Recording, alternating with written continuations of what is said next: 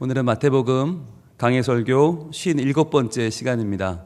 오늘은 갈릴리로라는 제목으로 하나님 말씀을 증거하겠습니다. 우리는 지난 시간에 드디어 기나긴 예수님의 세 가지 시험에 관한 기사를 무려 29주 동안 본 기사를 다 마쳤고요. 지난주에 새로운 예수님의 시험 이후의 행적을 드디어 들어갔습니다. 자, 우리가 예수님의 시험이 끝났다라고 하는 순간 기대하게 되는 건 어떤 모습인가요?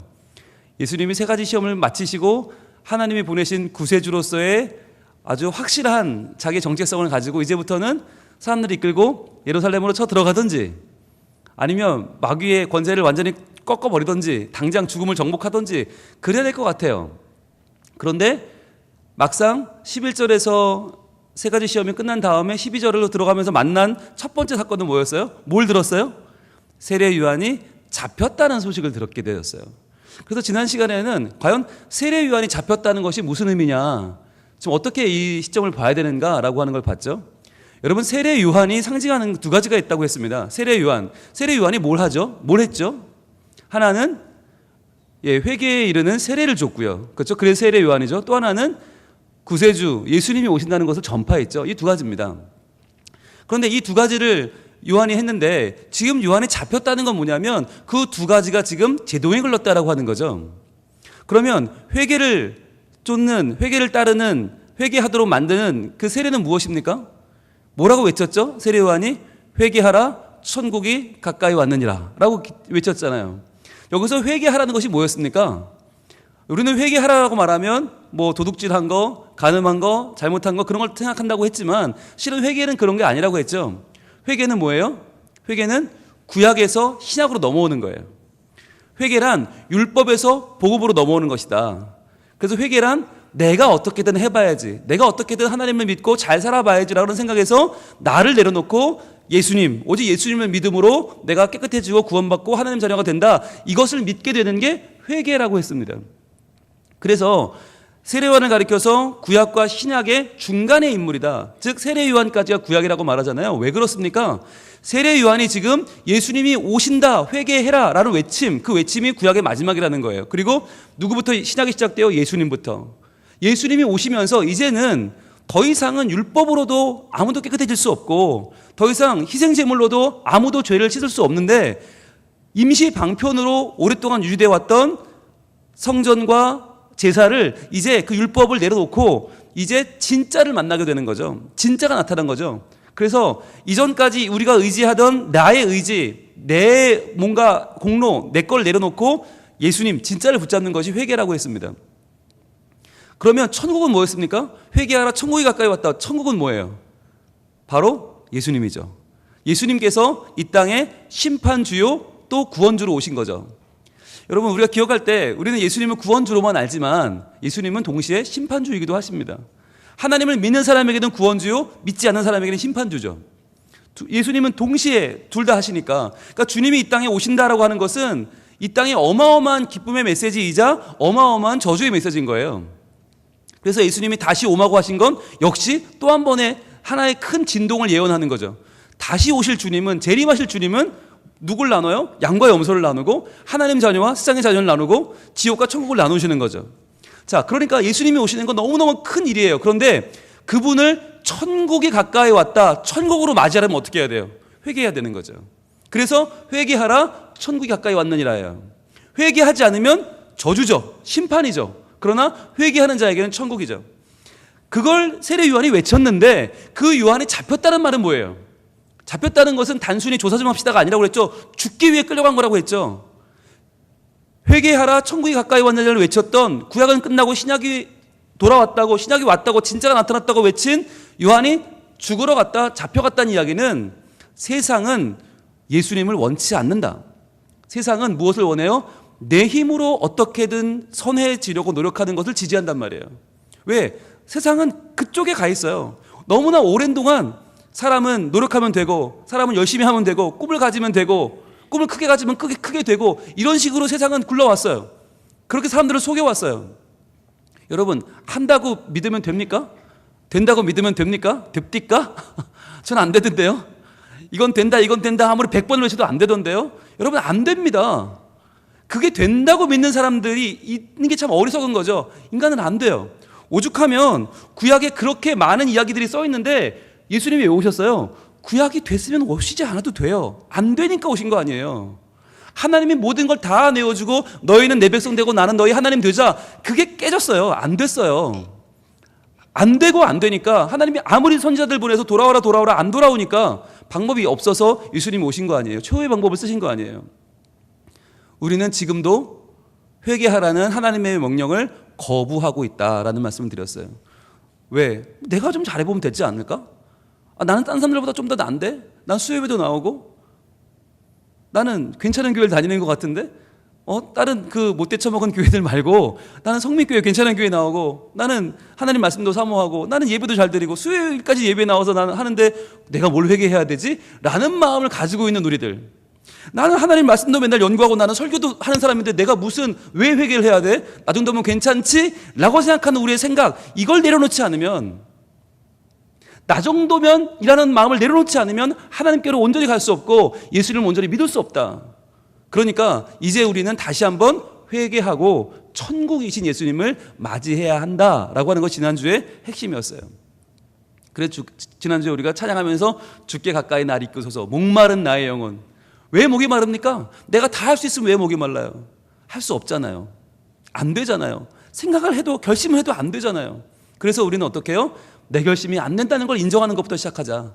나는 안 된다는 것부터 출발하자. 그래서 어디로 가요? 예수님은 된다로 가는 거예요. 그게 신앙이에요. 신앙이란 내가 안 되다가 내가 된다, 이게 믿는 게 신앙이 아니에요. 나는 지금까지는 내가 영어를 뭐 한 70점 받았는데 내가 믿음으로 90점을 맞겠다, 이게 믿음이 아니라니까요. 내 영어 성적을 뛰어넘어서 나를 받아주시고 나를 인정하시고 나를 높이 들어 사용하실 하나님을 찬양하는 거, 그게 신앙이에요. 그러니까 내가 조금 더 나은 사람이 되는 게 신앙이 아니라 내가 아니라 하나님을 인정하는 것, 내가 아니라 예수님의 주권을 인정하는 것, 나의 주인이 예수님이라고 인정하는 게 참 신앙인 것이죠. 그런데 그렇게 될 때 그럼 내 인생은 버려져요? 아니라는 거죠. 내가 그만한 신앙을 가질 때 하나님이 나를 쓰시기 시작한다. 그때부터 놀라운 나의 신앙의 여정이 시작된다는 거죠. 중요한 건 뭐가 포인트냐는 거예요. 내가 쓰임을 받고 내가 위대한 신앙의 여정을 시작하는 게 중요한 거냐, 아니면 내가 회개하고 천국이신 예수님을 온전히 믿는 게 더 우선이냐. 근데 우리는 자꾸만 여기가 있잖아요. 내가 세계적으로 쓰임받고 이름 나고. 그런데 그건 결과예요. 우리의 시작은 항상 회개에 있다, 천국에 있다.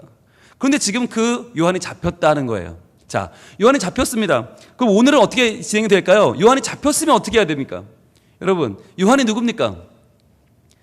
요한이 세례 요한이잖아요. 적어도 예수님하고는 친척이 되고요, 예수님께 세례를 줬고요, 그리고 예수님이 오신다고 선포한 사람이에요. 그러면은 자, 우리 여기 아이들도 왔는데, 그럼 예수님이 세례 요한 편이에요, 아니에요? 우리 편이에요, 아니에요? 여러분 대답해 보세요. 우리 편이에요, 아니에요? 이분들 참, 이 쉬운 걸. 우리 편이죠. 우리 편이잖아요. 자, 그럼 지금 우리 편이 감옥에 갇혔어요. 죽게 됐어요. 자, 그러면 여기서 예수님이 우리 편을 구하러 가야 돼요, 갈릴리로 가야 돼요? 지금 예루살렘에 잡혀 있잖아요. 왕궁에 잡혀 있는데 예루살렘은 남쪽에 있고 갈릴리는 저 북쪽이란 말이에요. 남쪽 끝과 북쪽 끝이에요. 그러면 예수님이 예루살렘으로 가서 세례 요한을 구해야 돼요, 아니면 북쪽 갈릴리로 가야 돼요? 어떻게 하는 게 맞아요? 영화도 안 보셨어요? 이때 주인공은 갈등합니다. 우리의 미션을 이뤄야 될까? 우리의 동료를 구하러 갈까? 항상 고민하죠. 그러다 어떻게 해요? 고민하면 시간을 끌다가 결국 잡혀간 이 동료가 죽기에 이르르죠. 그럼 죽기 직전에 어떻게 해요? 문이 꽝 터지면서 뭔가 꽝 돌진을 하죠. 그러면서 알고 보니 딱 나오는데 주인공이야. 두두두두두 갈기면서 내가 늦었지, 미안해, 이러면서 못 오는 줄 알았어, 그럴 리가 있어, 두두두두 하고 구해내잖아요. 그리고는 어떻게 해요? 영화가 더 힘들고 어렵지만 결국은 마지막에 미션을 이루면 끝나죠. 우린 영화를 너무 많이 봤어요. 그래서 이 시점에서도 예수님이 요한이 잡힌 걸 들으시고 이랬으면 이놈들, 그리고는 당장 쳐들어가서 왕궁으로 쳐들어가서 요한을 끌어내야 될 거 아니에요. 이게 우리 상식이잖아요. 그런데 주님은 그렇게 하지 않으셨단 말이죠. 요한을 구하러 가신 게 아니라 갈릴리로 가셨어요. 가서 공생애를 시작하세요. 지금 예정된 이 하나님 나라의 행보를 시작하시는 거예요. 그럼 이게 우리 생각에 아무리 생각해도 좀 찜찜하단 말이죠. 왜 그럴까요? 성경은 왜 이렇게 비인간적이며 매몰차일까요? 왜 성경은 이렇게 기록하고 있는 것입니까? 왜 우리 생각과 다를까요? 여러분, 예수님이 이 땅에 왜 오셨죠? 왜 오셨습니까? 예수님은요, 잡혀간 우리 편 하나하나 구하자고 오신 분이 아니에요.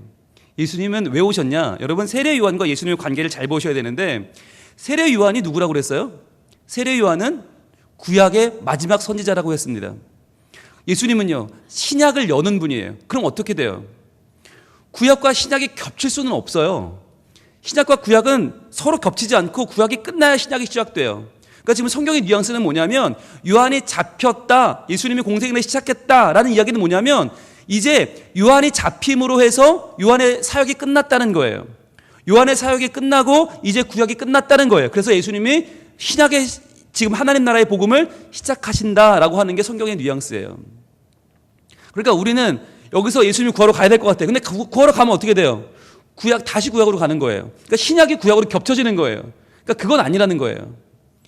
지금 이게 한 명을 구하고 말고의 문제가 아니라 더 크게 보면 구약이 끝나고 신약이 출발하는 이 초점에서 겹쳐질 수가 없는 거예요. 한번 볼까요? 여러분, 말라기 4장 5절과 6절 갑니다. 자, 구약의 제일 마지막 부분입니다. 제일 끝부분, 마태복음 1장에서 딱 한 장을 넘기면 구약의 마지막인데요. 말라기 4장 5절 6절. 왜 세례 요한과 예수님은 겹치면 안 되나? 왜 세례 요한이 예수님께 세례를 줄 때 세례를 받고 예수님이 바로 활동을 시작하신 게 아닌가라고 하는 답이 여기 나와 있어요. 왜 둘은 겹치면 안 되는가? 말라기 4장 5절과 6절, 5절 같이 읽습니다. 보라, 여호와의 크고 두려운 날에 이르기 전에 내가 선지자 엘리야를 너에게로 보내리니 그랬죠. 여기서 여호와의 크고 두려운 날이 언제예요? 바로 심판날이죠. 심판날이 언제라고 그랬어요? 바로 예수님 오시는 날이죠. 예수님이 오시는 것이 회개한 자들에게는 천국이 오는 날이요, 회개하지 않은 자에게는 심판날이죠. 그러니까 크고 두려운 날은 바로 예수님이 오시는 날이란 말이에요. 신약이 시작되는 날이에요. 구약이 끝나는 날이에요. 자, 신약이 시작되는 날이 되기 전에, 이르기 전에 뭘 했다고요? 내가 너희에게 선지자 엘리야를 보내겠다. 하나님이 약속하셨어요.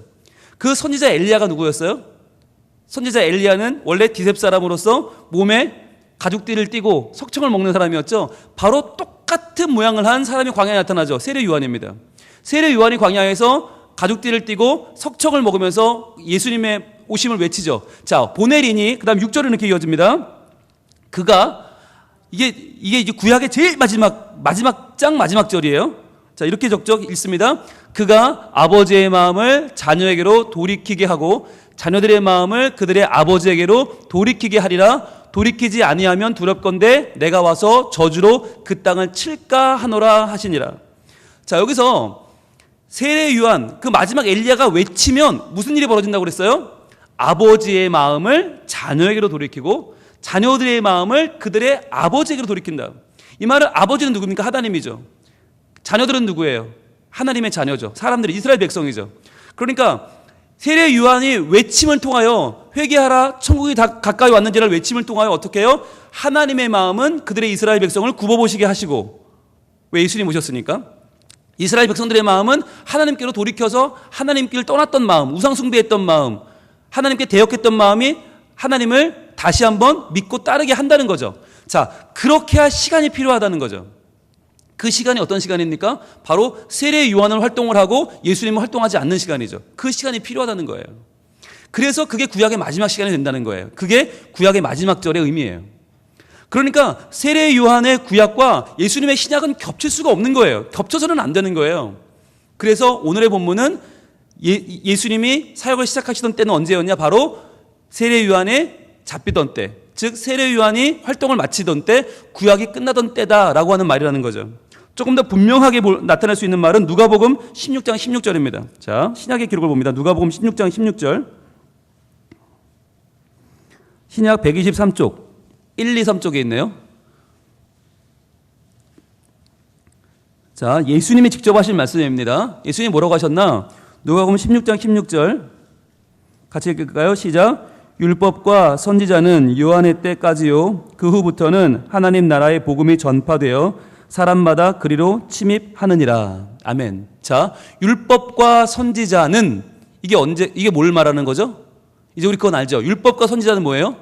구약이죠. 그렇죠. 율법은 모세오경, 선지자는 선지서죠. 여기에 시가서를 더하면, 성문서를 더하면 완전한 성경이 되죠. 율법과 선지자는 구약을 나타내는 말이다. 그럼 구약은 어느 때까지라고요? 요한의 때까지다. 이 요한이 세례 요한이잖아요. 그러니까 세례 요한의 때는 언제예요? 구약이에요. 구약이에요. 그런데 구약이 끝나고 나서 뭐가 시작돼요? 그 후부터는 시작되죠. 그 후가 뭐예요? 이게 신약이에요. 그 후부터는 이게 예수님의 때죠. 하나님의 나라가 시작되는 바로 그때. 그 후부터는 하나님 나라의 복음이 전파되어 사람마다 그리로 침입하느니라 그랬어요. 그러니까 예수님이 하나님의 나라의 복음을 전하는 일은 세례 요한과는 겹칠 수가 없다는 말이에요. 세례 요한까지는 구약이니까. 그 세례 요한까지는 예고편이고 구약이고 예수님부터가 본편이다, 신약이다 라고 하는 것을 분명히 구약과 신약이 다 증거하고 있다는 것이죠. 그래서 예수님이 세례 요한을 구하러 가지 않은 것이 아니라 이건 별개의 사건이다. 구약이 끝나고 신약이 시작됐다는 뜻이라는 거죠. 자, 그런데 이렇게 말씀을 드려도 그래도 아마 이 설교를 듣는 우리 어린이들의 마음이 특별히 좋지 않을 텐데, 예수님이 그래도 구하러 가야지. 친구가 소중한데, 친척이라며, 우리 편인데, 이런 마음이 들잖아요. 안 드세요? 매몰차신 분들 같으니라고. 자, 이게 들어요. 우리 마음은 들어요. 근데 우리만 그런 게 아니에요. 세례 요한도 그랬단 말이죠. 세례 요한도 마음에 서운함이 있었어요. 여러분 생각해 보세요. 지금 세례 요한이 왜 잡혀갔어요? 뭐 잘못한 게 있어요? 없어요. 그 당시 유대 분봉왕이던 헤롯이라고 있었죠. 에돔 사람인데, 이두메 사람, 에돔 사람인데 얼마나 로마 황제에게 사바사바를 잘했으면 이스라엘 사람도 아닌데 유대인도 아닌데 이스라엘의 분봉왕으로 갔단 말이죠. 그러니까 굉장히 이 사람은 정치적으로 머리가 발달해 있고 항상 이 사람은 머리가 뛰어나요. 그래서 이스라엘 사람들이 뭘 하면 좋아하나 봤더니 이 사람들이 종교성이 매우 높아요. 성전을 중요하게 생각해. 그러니까 성전을 증개축해서 어마어마하게 지어준 사람이에요. 신앙도 없으면서 그 정도로 머리가 발달한 사람이에요. 근데 이 헤롯이 정치적으로 딱 보니까 결혼을 누구랑 하면 좋겠나 보니까 아라비아의 왕 아레다라고 하는 왕이 있어요. 그 딸이랑 결혼을 했어요. 근데 결혼을 해보니까 별로 소용이 없는 거예요. 이 결혼이 자기의 어떤 정치적으로 뭔가 좀 잘 되는데 도움이 안 돼요. 그래서 결혼 잘못했네 하고 있다 보니까 누가 눈에 띄었냐? 자기 이복 동생 빌립의 아내 헤로디아가 눈에 들어온 거예요. 자, 근데 눈에 들어왔다고 결혼하면 돼요, 안 돼요? 안 되죠. 성경은 이 형제 간의 결혼을 반대하고 있죠. 금하고 있죠. 어떤 때만 가능해요? 형제가 죽으면 가능해요. 그죠? 형제가 죽으면 계대 결혼이 가능해요. 그런데 빌립은 눈 시뻘 뜨고 살아있어요. 그러면 헤로디아랑 결혼을 하면 돼요, 안 돼요? 안 돼요. 그런데 헤롯은 결혼을 감행합니다. 이 헤로디아도 대단한 여자죠. 아직 자기 남편이 살아있는데 자기 남편의 이복이지만 형의 아내가 됩니다. 자, 이걸 보고 세례 요한이 가만히 있을 수가 없는 거예요. 이거 잘못된 거니까. 이거 잘못됐다. 하나님 율법에 어긋난다. 적어도 유대의 왕이라는 사람이 이러면 되겠냐? 하고 바른 소리 했다가 잡혀갔어요. 그러다가 이제 죽죠. 자, 세례 요한이 생각해 보니까 기가 막힌 거예요. 내가 이렇게 죽으려고 지금까지 그러면 열심히 예수님이 오신다고 전했나? 회개하라 천국이 가까웠니라 열심히 정했는데 내가 회개하지 않는 왕에게 저렇게 죽어야 되는 게 마땅한가? 세례 요한도 기가 막혔어요. 그래서 어떻게 했을까요? 사람을 보냅니다. 사람을 보내서 자, 예수님께 따지듯이 묻습니다. 마태복음 11장 2절로 갑니다. 마태복음 11장 2절. 자, 과연 뭐라고 따졌을까? 세례 요한이 이렇게 따집니다. 마태복음 11장 2절 같이 읽습니다. 요한이 옥에서 그리스도께서 하신 일을 듣고 제자들을 보내어 예수께 여짜오되 오실 그이가 당신이오니까 우리가 다른 일을 기다리오리까. 자, 옥에 갇힌 세례 요한이 딱 보니까 예수님이 하시는 일들을 보니까 참 많은 일들을 하세요. 그런데 중요한 거, 나를 안 구해줘. 이게 세례 요한 미치겠는 거예요. 아니, 저렇게 할 수 있는 능력이 있는데 막 병도 고치고 막 사람 다 막 병에서 낫고 막 많은 일들을 하시는데 저런 능력 있는 분이 왜 난 안 빼주냐는 거죠. 나는 자기 편인데, 난 우리 편인데, 나는 회개를 선포하고 예수님 오신다고 증거한 사람인데 왜 난 안 빼줘? 그래서 뭐라고 물어요? 오실 그이가 당신입니까?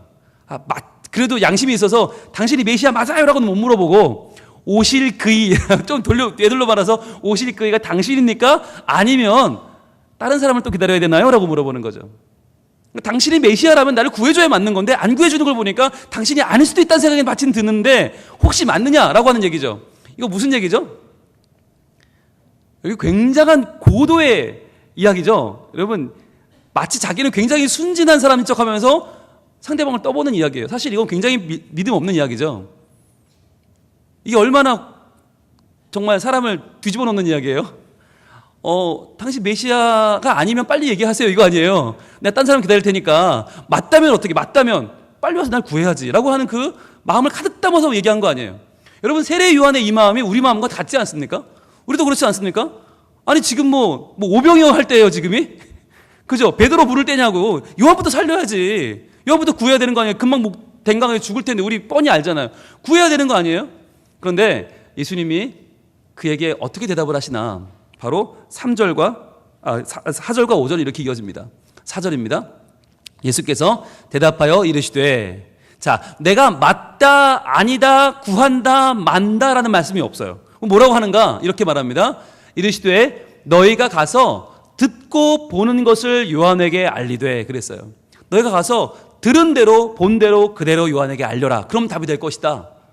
자, 그럼 뭘 보고 뭘 들은데? 5절입니다.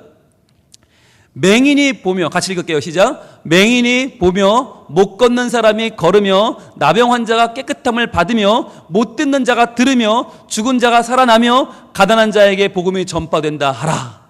이게 답이라는 거예요. 여러분, 이게 무슨 답이에요? 메시아입니까? 아닙니까? 나 구할 겁니까? 안 구할 겁니까? 라고 묻는데 지금 예수님 뭐라고 그래요?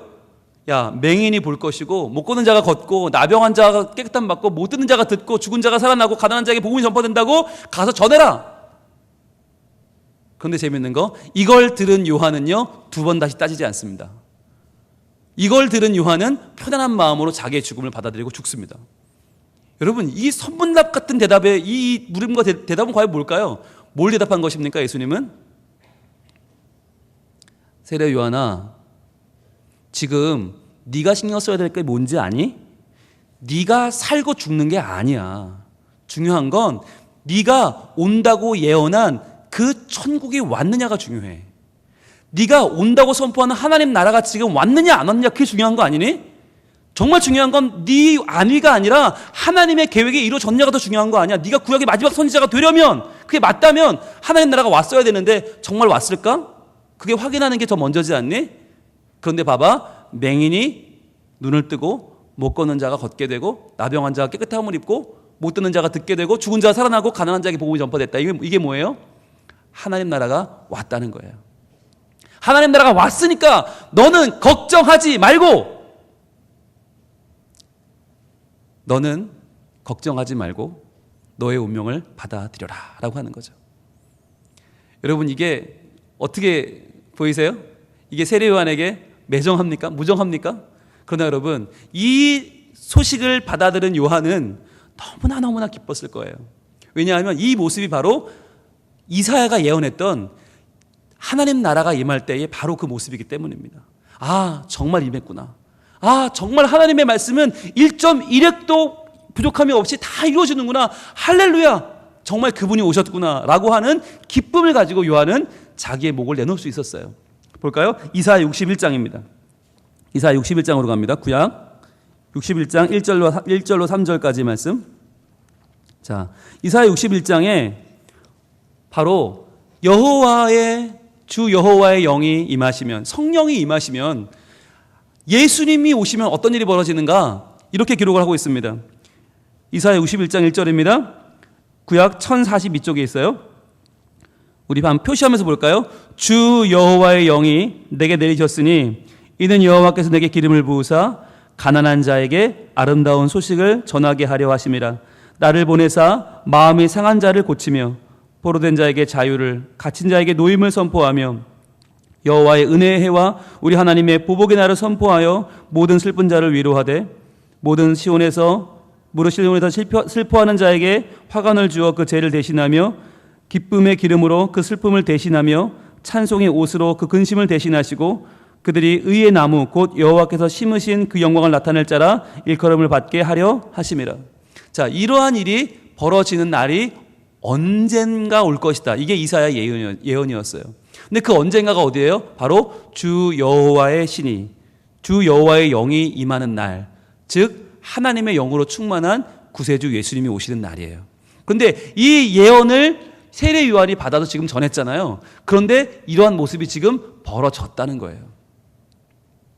그러니까 예수님의 대답은 무엇입니까? 요한아, 네가 사는 것보다 훨씬 더 중요한 하나님의 나라가 이미 왔다. 그러니까 그것으로 너에게 답이 되지? 라고 하는 거예요. 여러분 정말 이 시점에 여러분에겐 이게 답이 되십니까? 여러분 우리가 하나님께 우리는 서운함을 가득 가지고 기도할 때가 있잖아요. 하나님 왜 이게 안 될까요? 왜 이 일이 안 될까요? 하나님 돼도 될 것 같은데 왜 이게 자꾸 안 될까요? 기도했는데 하나님이 답이 없으셔요. 그래서 우리가 땡깡을 쓰며 기도했단 말이죠. 하나님 맞습니까? 내가 다른 사람을 기다려야 됩니까? 다른 도움을 요청해야 됩니까? 하나님 맞아요라고 물어보시는데 하나님이 말씀하는 거예요. 잘 들어. 눈먼 자가 앞을 보고 못 듣는 자가 듣게 되고 걷지 못하는 자가 걷고 가난한 자에게 복음이 선포된다. 그래서요. 우리는 그래서 어쩌라는 거예요? 하나님 말씀이 전파되고 기도하는 자가 교회 안에 늘어나고 다음 세대가 불같이 일어나고 교회가 서로 사랑하는 교제로 가득 차게 되고 아름다운 하나님을 사모하는 예배자들이 점점 많아지고. 근데 우리는 그래서요. 그게 뭐요? 하나님 나라가 이루어지는 것, 그것이 우리의 기도의 응답인데 우리는 그 응답을 지금 놓치고 있지 않습니까? 세례 요한이 구했던 바로 그 기도, 하나님 더 도와줄 거예요? 안 도와줄 거예요? 하나님 안 도와주면 하나님 아닌 거예요? 라고 하는 기도에 똑같은 응답을 주셨는데 세례 요한은 아멘. 그리고 죽었어요. 왜? 내가 죽고 사는 건 아무것도 아니니까. 하나님 나라를 이루었으니까. 그런데 우리는 어때요? 우리는 하나님 나라는 하나님 나라고 나는 나고 끝까지 우리는 우리의 응답, 우리의 재산과 우리의 위신과 우리의 체면을 더 요구하고 있지는 않습니까? 여러분 우리의 신앙은 더 성숙해져야만 합니다. 우리는요 아무리 교회가 잘 돼도 그건 나랑 상관이 없어요. 내가 잘 돼야지. 남들이 아무리 기쁨으로 예배를 해도 그건 나랑 상관이 없어요. 내가 예배가 은혜가 안 되면 그 예배는 은혜가 안 되는 예배가 되는 거죠. 그날 아무리 다들 성령이 임하고 뜨거워도 내가 냉랭하면 그날 예배는 잘못되게 되는 거죠. 이러한 모습이 얼마나 많냐는 거예요.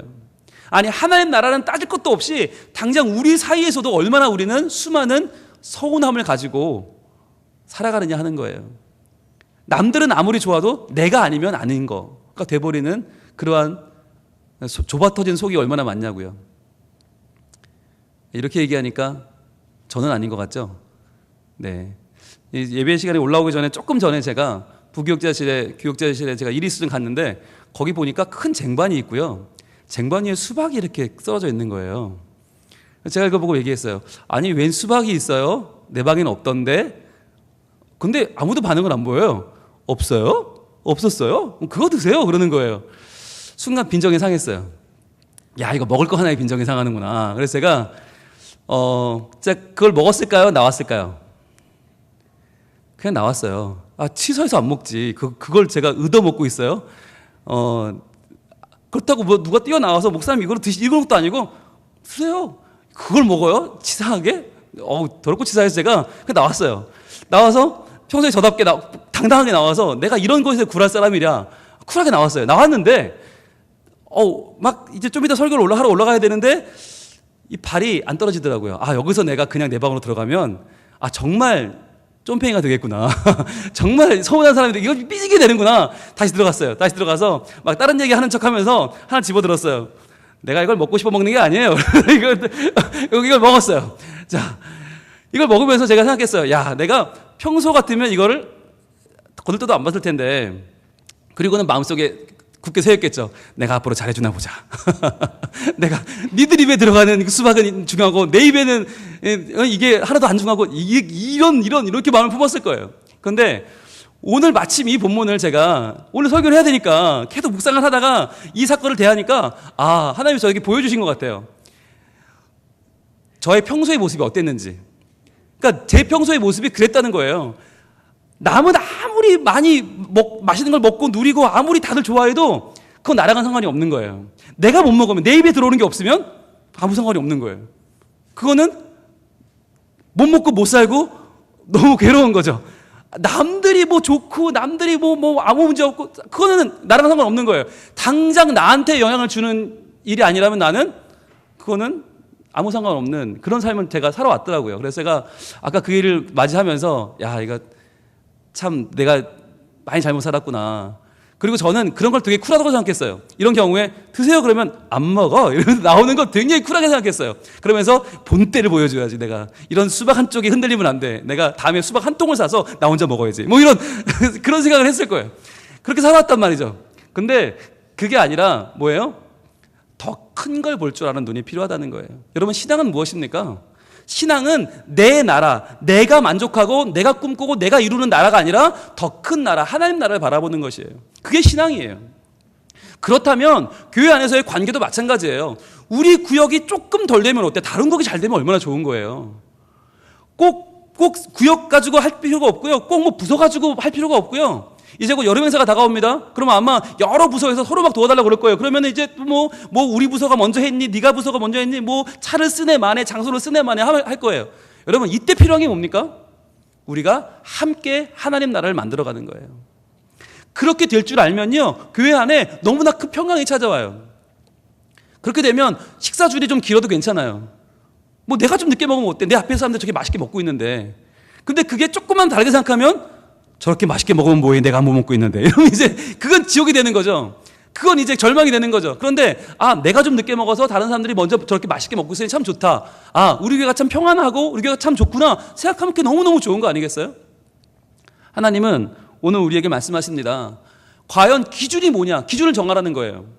그 기준이 잘못되어 있으면 하나님이 아무리 은혜를 많이 주시고 아무리 복을 부어주셔도 우리는 기준이 안 바뀌면, 그 기준이 나라면, 내 유익과 내 평강과 내 거가 기준이라면 하나님이 주신 은혜는 다 옆으로 쓸려내느라고 아무것도 난 받지 못할 거고 말 거예요. 함께 누리는 은혜를, 하나님 나라의 그 은혜를 누리지 못할 거예요.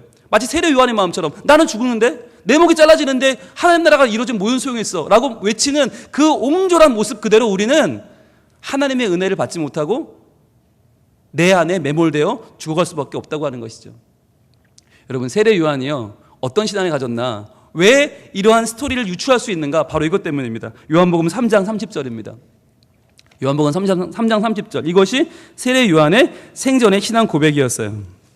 이 신앙 고백에서 우리는 세례 요한이 그 대답을 듣고 두 말도 하지 않고 의의를 제기하지 않고 토를 달지 않고 하나님 나라를 받아들인 그의 신앙을 볼 수 있는 것입니다. 요한복음 3장 30절 말씀. 자, 같이 읽습니다. 시작. 그는 흥하여야 하겠고 나는 쇠하여야 하리라 하니라. 아멘. 예수님이 오셨어요. 예수님을 전해요. 그런데 사람들은 이야기합니다. 요한 스승님, 선생님이 전하시는 예수님이 더 유명해지는데요. 그전엔 선생님께 오던 사람들이 그리로 갑니다. 이제 선생님을 찾는 사람들이 없습니다. 사람들은요, 선생님 시대가 갔다고 말합니다. 이제는 다 예수의 시대가 왔다고 말합니다. 억울하지 않으신가요? 라고 하는 질문에 세례 요한의 답입니다. 아니, 그는 흥하여야 하겠고 나는 쇠하여야 하리라. 여러분, 우리 욕심은 어때요? 그도 쇠하고, 그도 흥하고 나도 흥하고, 이게 우리 이거잖아요. 예수님도 흥하시고 나도 흥해서 예수님이 높임받는 만큼 나도 좀 높여받고 나도 좀 잘 되는 거, 그거 원하잖아요. 그런데 세례 요한은 아니, 그러다가 내가 예수님의 영광을 가릴지도 모르니까, 그러다가 내가 원래 기준이 흐트러질지 모르니까 엉뚱한 기준, 나를 내세워서 예수님께 해가 될 수도 있으니까 세례 요한은 뭐라고 합니까? 그는 흥하여야 하겠고 나는 쇠하여야 하리라. 여러분, 이것이 성숙한 신앙입니다. 하나님은 점점 커지시고 나는 점점 작아져도 좋다. 아니, 작아져야만 한다. 내가 작아져서 하나님이 더 커질 수 있다면 나는 그 하나님을 자랑하며 살겠다. 이것이 세례 요한의 신앙 고백이었어요. 여러분, 그렇다고 세례 요한이 지금 우리에게 잊혀졌습니까? 지금 우리에게 세례 요한은 아무것도 아닙니까? 아니요. 구약의 마무리, 예수님의 오심을 전한 너무나 훌륭한 광야에 외치는 자의 소리, 그 마지막 이사야로, 마지막 엘리야로 우리에게 세례 요한은 영원히 살아있습니다. 마찬가지로 우리가 예수 이름을 높일 때 우리는 사라지는 게 아니에요. 우리가 예수 이름 높이고 예수 이름을 찬양하고 예수님의 나라를 위해서 나아갈 때 하나님은 우리를 잊혀지게 만드는 게 아니에요. 도리어 영원히 사는 길입니다. 도리어 우리가 하나님 나라를 구하는 것이, 내가 쇠해지는 것이, 나를 주장하지 않고 예수님을 드러내는 것이 결국은 하나님 나라가 이루어지고 그분 안에서 내가 영원히 하나님과의 평안을 누리고 하나님의 이름으로 쓰임받고 그분 안에 높임받는 유일한 길인 줄로 믿습니다. 우리 같이 찬양할까요? 수많은 무리들이 줄지어서 그분을 보기 위해 따릅니다. 평범한 목수이신 그분 앞에 모든 무릎이 꿇어 경배합니다. 예수 이름 높이세, 예수 이름 높이세. 이 찬양의 핵심은 무엇입니까? 주님, 저는 기준이 아닙니다라는 거예요. 주님, 저의 유익, 내 일이 잘 되고 내게 잘 되고 내가 드러나는 것이 아니라 예수님, 나의 주님, 나의 구세주 하나님, 예수님이 높아지는 것이 우리의 목적입니다. 거기에 우리 꿈이 있습니다. 거기에 우리 비전이 있습니다. 거기에 우리의 만족이 있습니다. 예수 이름 높아지는 그 일을 위하여 저희들 헌신하겠습니다. 주님, 은혜를 주시고 내 나라가 아닌 하나님 나라가 이루어지는 더 큰 복을 허락하여 주시옵소서. 간절히 바라는 마음 가지고 찬양합니다. 수많은 무리들 줄지어 그분을 보기 위해 따르네. 평범한 목수이신 그분 앞에 모든 무릎이 꿇어 경배하네. 모든 문제를 하나하나 주름 가지고 힘을 생명의 근원 되신 예수 이름 앞에 모든 권세를 굴복하네. 자, 같이 외칩시다. 예수 이름 높이세. 능력의 이름 예수 이름 높이세. 구원의 이름 예수 이름을 부르는 자. 예수 이름을 믿는 자. 예수 이름 앞에 나오는 자 복이 있도다. 나의 계획이 실패하고 나의 계획이 실패하고 나의 소망은 다 끊어져 버릴 때요, 나의 소망이 끊어질 때 삶의 주관자 되신 삶의 주관자 되신 그분 나의 무릎을 꿇어 경배하네. 나의 삶을 그분께 맡길 때 비로소 나의 마음 평안해. 구원의 반석 되신 예수의 이름을 소리 높여 찬송하네.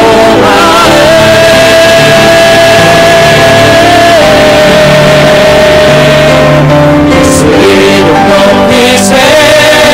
능력의 이름 예수 이름 높이세. 구원의 이름 예수 이름을 부르는 자.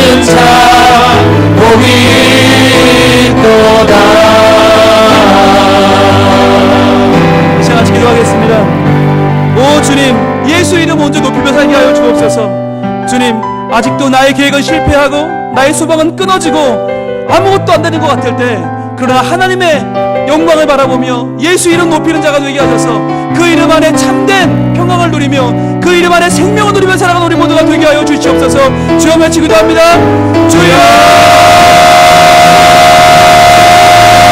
아버지 하나님, 우리는 아직도 너무나 작고 우리 너무나 육지하고 우리는 너무나 속이 좁아서 하나님의 나라를 바라보지 못하고 내 나라만 바라보고 살아가는 것입니다. 주여, 아직도 우리는 내 계획이 되지 않으면 내 소망이 끊어져 버린 자리에서는 하나님을 찬양할 수 없고 하나님을 온전히 바라볼 수 없고 주님의 이름을 높이지 못하는 우리 모습을 고백합니다. 아직도 나는 나의 계획이 지나고 나는 나의 계획이 있으면 나의 거 내거 아니면 아무것도 상관없는 조금 더 눈을 넘겨보지 못하고 조금 더 눈을 보지 못하고 조금 더 하나님 나라를 보지 못하고